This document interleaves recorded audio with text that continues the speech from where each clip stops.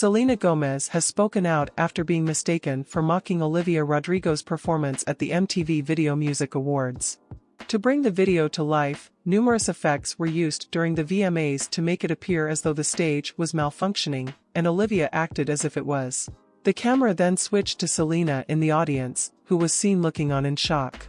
However, this was misunderstood as Selena making fun of Olivia. Following the awards presentation, Selena took to Instagram to put an end to the speculation and call out people for overanalyzing her reactions and pulling things out of context.